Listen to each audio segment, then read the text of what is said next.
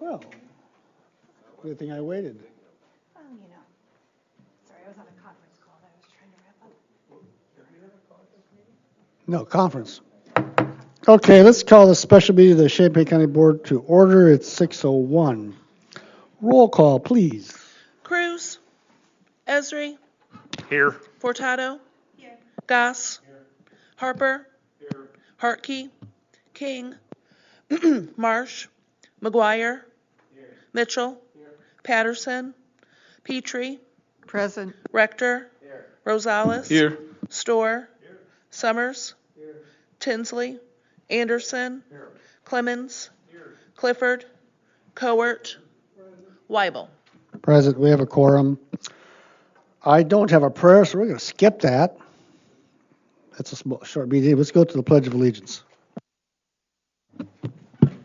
Allegiance to the flag of the United States of America and to the republic for which it stands, one nation, under God, indivisible, with liberty and justice for all. Would the clerk please read the notice of the meeting? Notice is hereby given that a special meeting of the County Board, Champaign County, Illinois, will convene on April 24th, 2018 at 6 p.m. in the Shields Meeting Room, Brookins Administrative Center, 1776 East Washington Street in Urbana, Illinois, in said county for the purpose of approval of nursing home management contract extension and any other business pending before the board, which said meeting shall continue in session from day to day until the completion of said business. Thank you. Seek approval of the agenda. Moved by Max, second by Rosales.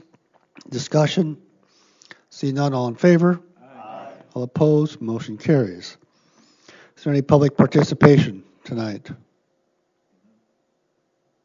See none, let's go on to communications from board members. Any communications from board members? Ms. Petrie. It's more a explanation and a request. I attended the meeting last evening of the special committee reviewing the response to the RFP, and it's my understanding that staff is working on aligning the numbers. Mr. Goss talks about this a great deal, the misalignment of the numbers, so we can better understand what we have before us in the way of decision making on the nursing home. Oh, that's really making a noise. And to help us make that final decision on the 24th, because I was very concerned about several things that were said at the meeting last night and what was being included and not included in the numbers. So and I'm asking personally so I can better understand the numbers that we're going to be working with. Thank you. Any other communications? Mr. Harper. Just a reminder, we found out this morning our colleague John Clifford lost his mother this morning, was it?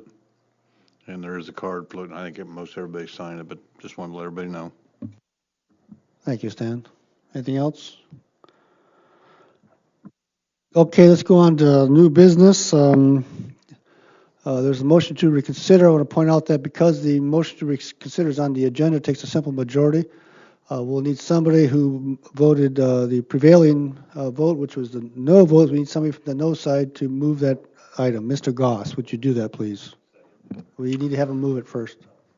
I move that we reconsider the motion previously considered on April 19th, 2018 to allow the agreement with SAK Management Services, LLC to automatically renew for the second renewal term from June 1st, 2018 through July 31, 2018.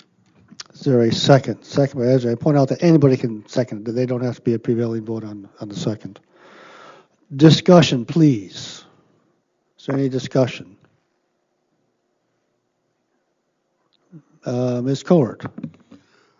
I want to know why we're having this meeting, because we had decided, well, I didn't decide, but the Republicans had decided that they didn't want S&K anymore. So why are we having this meeting instead of having the meeting that originally was talked about, where that we would give S&K the 30-day notice that we no longer wanted their service? Well, a number of county board members signed a petition to have this meeting, and that's allowed by the county board rules. And with this, and they specifically asked for this agenda item beyond the agenda, so it's all legit. Any other discussion?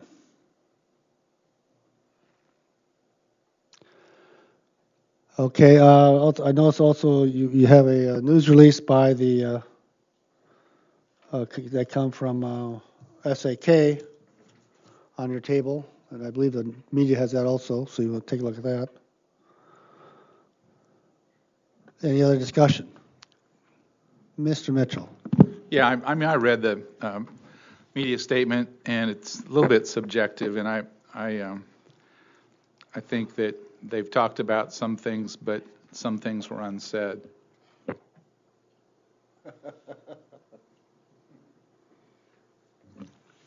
Okay. Ms. Colbert. I'm interested in finding out what was unsaid. I'm sorry, could you repeat that? I'm interested in finding out what was unsaid. Can Mr. Mitchell give us I want to point out that the discussion has to do with the motion to reconsider. Why don't we do that first, then the motion get back on the floor. Any other discussion on motion to reconsider? Okay. All in favor?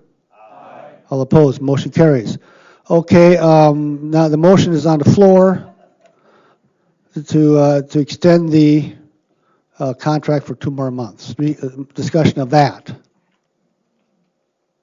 Any discussion of that? There's no discussion? Okay, I have a statement. Do you mind if I make a statement from the chair? And then after that, we'll vote. It's easy to blame on someone else. Lately, the county board has leveled its blame on SAK, the management company we hired to manage our nursing home. We hired SAK because we do not think that we can manage the nursing home on our own. Like sideline spectators, we only see a margin of the... Not working? Oh, okay. Thank you. Like sideline spectators, we only see a margin of the activity that is involved in running a nursing home. So, if we see anything...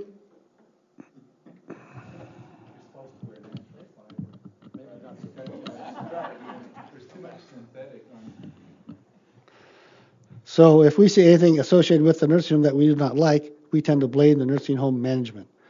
There are other entities involved. The county board, for example. Last month, we created a rule that was supposed to help the nursing home meet payroll on a regular basis so that we could just worry about payments to vendors instead of both the payroll and the payments. But when the household goods vendor last weekend did not deliver because of an outstanding bill, the rule prevented payment immediately, although there was money available to do that. The county board should take some of the blame for that problem.